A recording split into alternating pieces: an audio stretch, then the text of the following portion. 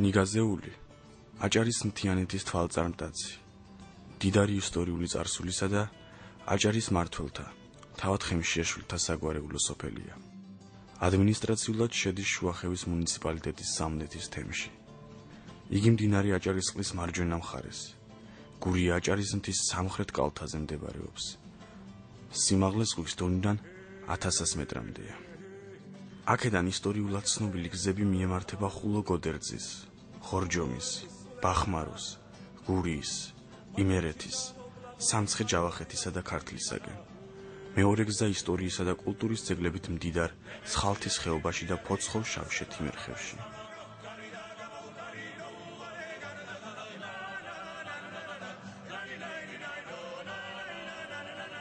სოფლის ფართობი 1133 ჰექტარია.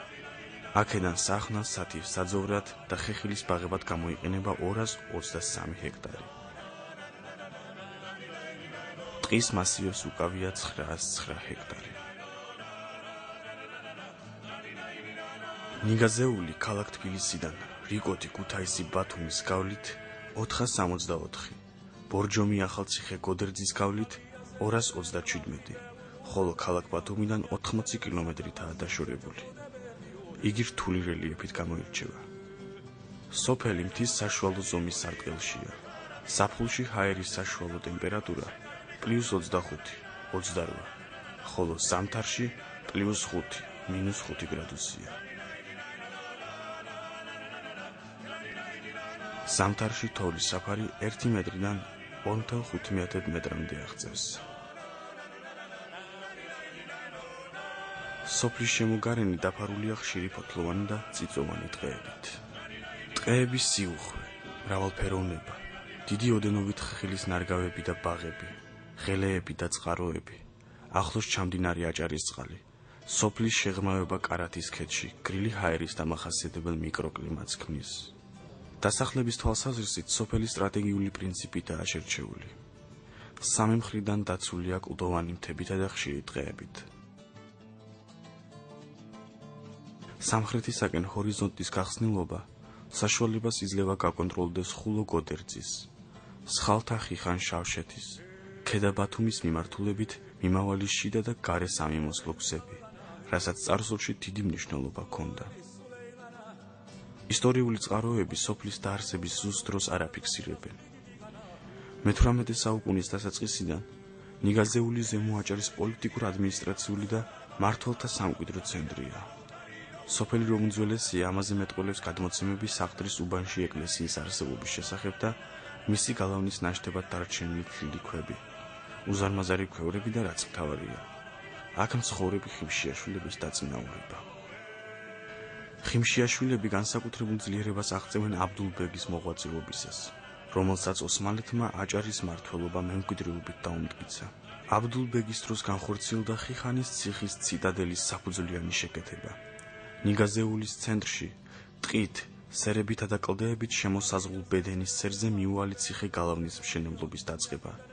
იგი დაასრულა მისმა მემკვიდრემ სელიმ ხიმშიაშვილმა, რომელიც 1795 წლიდან აჭარის მმართველია, ხოლო 1803 წლიდან სულთანისაგან იღებს ახალციხის სამთუღიანი ფაშის ტიტულს. ასეთი მაღალი მდგომარეობის მიუხედავად, იგი იწყებს თავდაუზოგავ ბრძოლას სამხრეთ-დასავლეთ საქართველოს ოსმალთა ბატონობისაგან გამოსახსნელად და დედა საქართველოსთან დასაბრუნებლად, რასაც საკუთარი სიცოცხლე შესძირა. ხიხანის ციხეში თავშეფარებულ სელიმს მუხანათურად 1815 წლის 3 ივნის სერიყანაში თავს კვეთენ. სელიმი დაკრძალულია ნიგაზეულში. 2007 წლის 3 ივნის ნიგაზეულში ჩატარდა სახალხო დღესასწაული სელიმობა. სელიმობა, როგორც სახალხო დღესასწაული, აღინიშნება 1996 წლიდან. ამ დღეს ნიგაზეულის მოსახლეობა საქართველოს სხვადასხვა კუთხეში გაფანტულ ხიმშიაშვილებს ეპატიჟება და იმართება სახალხო მხიარულება.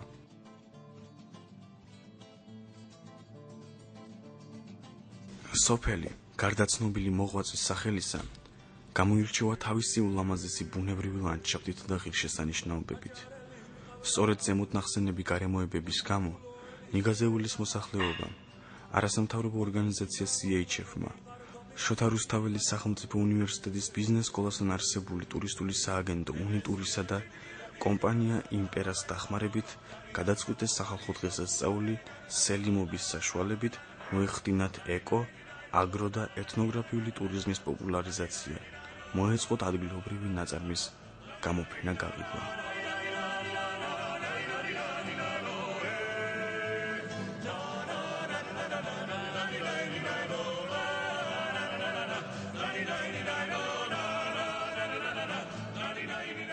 უპირველეს ყოვლისა შიდა ტურიზმი უნდა განვითარდეს, ქართველები უნდა დაინტერესდნენ ჩვენი მთიანებით. თვითონ ქართველებმა მთელი საქართველოსიდან ხალხი უნდა ჩამოდიოდეს.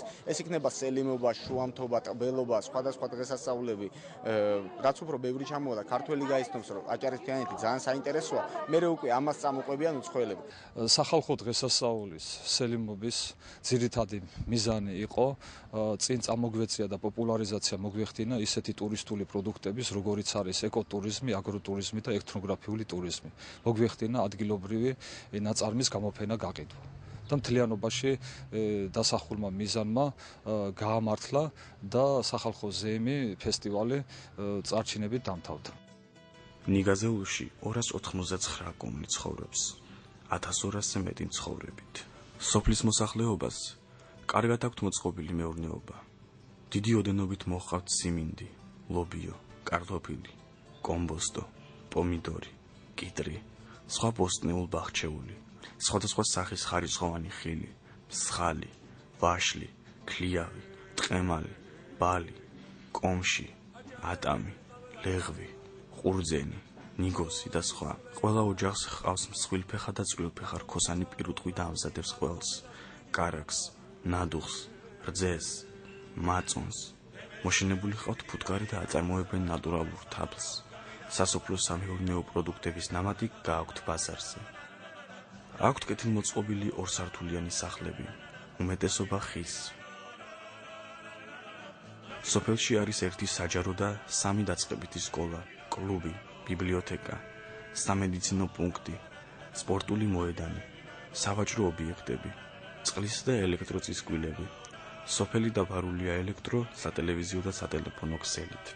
ბათუმში ყოველდღიურად დადის 4 სამარშრუტო მიკროავტობუსი. ნიგაზეულს ტურისტულ საექსკურსიო სანახაობისა და დასვენებისათვის ხელსაყრელი პირობები და მდებარეობა გააჩნია.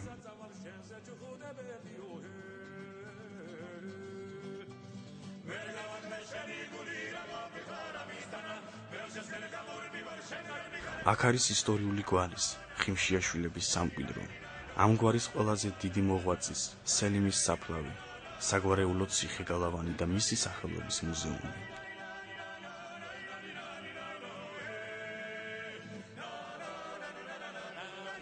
ხშირი წიწვოვანი ტყეები და ნიგვზის კორომები ხელსაყრელია დასვენებისათვის. დამსვენებლებისა და დამთვალიერებლების კომფორტული ღამესთევით მომსახურებისათვის შეიძლება გამოყენებული იქნას 50-მდე ხის სახლი. პირველი საექსკურსიო მარშრუტები მიემართება სხალთის ხეობაში, სადაც მნახველს ელოდება სხალთაში ეთნოგრაფიული მუზეუმი, ვერნების ეკლესიის ნანგრევები, ხიხაზირში ვარდციხე, კალოთაში ეკლესიის ნაშთი, ხიხანის დიდებული ციტადელი, თხილვანაში აბუსერის ძეთა საგვარეულო ეკლესია. მეორე მარშრუტი ხულოს მიმართულებითაა. აქედან გზები მიემართება ერთ-ერთი პირველი ქრისტიანული სოფლის, დიდაჭარისაკენ და გოდერეძის უღელტეხილისაკენ.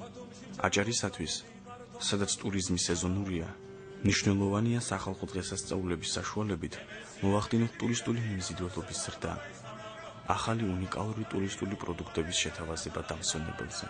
სახალხო დღესასწაულები და ფესტივალები მრავალფეროვანს ხდის ტურისტულ მომსახურებას. ხელი ეწყობა ტურიზმის ისეთი სახეების განვითარებას, როგორიცაა ეკოტურიზმი, აგროტურიზმი და ეთნოგრაფიული ტურიზმი. შესაძლებელი ხდება პოპულარული გავხადოთ ჩვენი ისტორიული მხარე.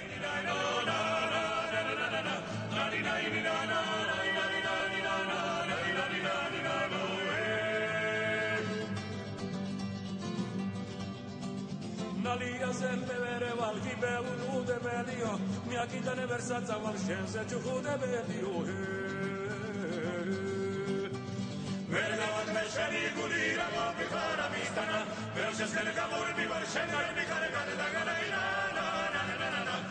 rai rai rai